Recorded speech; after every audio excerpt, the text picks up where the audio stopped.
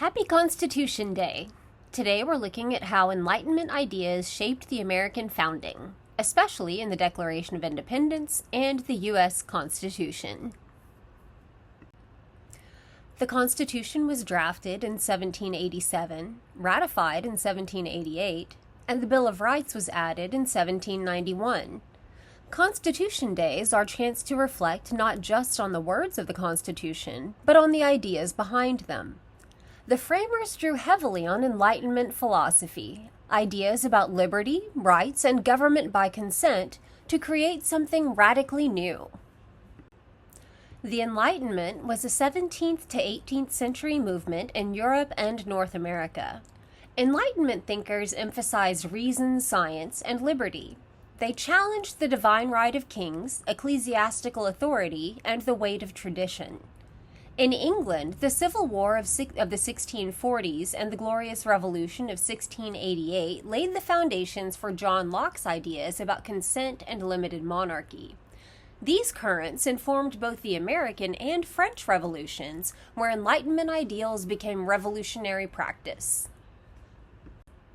Today we'll focus on 6 ideas: natural rights, the social contract and the consent of the governed, the right of revolution, popular sovereignty, separation of powers with checks and balances, and toleration and free expression.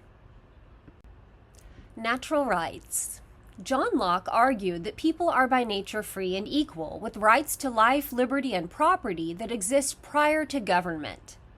In the Declaration of Independence, Thomas Jefferson adopted this idiom and adapted it to life, liberty, and the pursuit of happiness. The principle is bold. Government doesn't create rights, it exists to secure them. According to Locke, the great and chief end, therefore, of men uniting into commonwealths and putting themselves under government is the preservation of their property.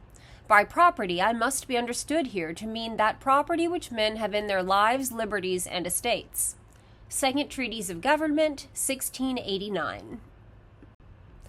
The social contract was another centerpiece of Enlightenment thought enshrined in the United States founding documents and ideals. Thomas Hobbes stressed ceding freedoms to escape the dangers of a lawless state of nature. John Locke emphasized that people consent to government so their rights will be better protected. The American founders leaned most on Locke's version. Legitimate government rests on consent and is limited to protect rights. In his Second Treatise on Government, Locke said, "Men being by nature all free, equal, and independent, no one can be subjected to the political power of another without his own consent." The right of revolution. Locke went further, arguing that when rulers betray their trust, people may alter or abolish that government. Jefferson echoes this directly in the Declaration of Independence when he writes, "Whenever any form of government becomes destructive of these ends, it is the right of the people to alter or abolish it." The Constitution translated ideals into structure, a written charter with enumerated powers designed to be durable yet amendable under Article 5. The aim was not merely to declare principles, but to embed them in institutions to preserve liberty across generations. The separation of powers. Montesquieu argued in the spirit of the laws that liberty requires dividing power. Combining legislative, executive, and judicial authority invites tyranny. The Constitution reflects this in Articles 1 through 3, Congress, the presidency, and the courts. According to Montesquieu, when the legislative and executive powers are united in the same person or in the same body of magistrates, there can be no liberty. Again, there is no liberty if the judiciary power be not separated from the legislative and executive. Spirit of the Laws, 1748. Checks and balances. Dividing powers wasn't enough. Each branch needed tools to restrain the others. Hence, the presidential veto and congressional override, the House's impeachment power and the Senate's trial role, the Senate's advice and consent on appointments, and established later in Marbury v. Madison in 1803 the power of judicial review, the court's authority to invalidate unconstitutional laws. As Madison explained in Federalist 51, ambition must be made to counteract ambition. The interests of the man must be connected with the constitutional rights of the place. But what is government itself but the greatest of all reflections on human nature? Federalist 51, 1788. Popular sovereignty. The Constitution begins with 3 radical words: "We the people." That phrase makes clear that sovereignty rests not with kings or parliaments, but with the citizens themselves.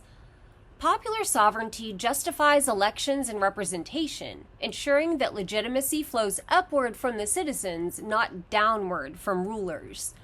Americans express popular sovereignty through representative institutions and elections. Toleration and free expression, the Bill of Rights. John Locke's letter concerning toleration argued that genuine faith cannot be coerced and that churches should wield no civil power. Voltaire championed freedom of conscience and expression. These themes echo in the First Amendment: religion, speech, press, assembly, and petition. Locke said, "No man can, if he would, conform his faith to the dictates of another. All the life and power of true religion consist in the inward and full persuasion of the mind, and faith is not faith without believing." Letter concerning Toleration, 1689.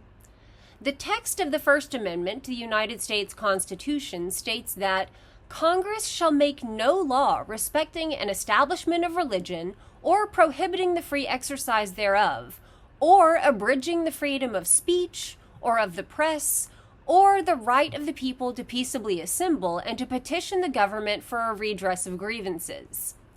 1791. Limits of Enlightenment. Enlightenment ideals were radical for their time, but not universally applied. Even as these ideals were written into America's founding documents, women, enslaved people, and indigenous communities were excluded. The founders selectively applied philosophy, leaving contradictions between ideals and practice that Americans would wrestle with for centuries. The Enlightenment's core claim that people have the right to determine their own fate shaped the Declaration of Independence, inspired the Constitution, and resurfaces in every democratic renewal. Self-rule and liberty remain unfinished projects, rooted in Enlightenment thought and vital to our democracy today. Happy Constitution Day!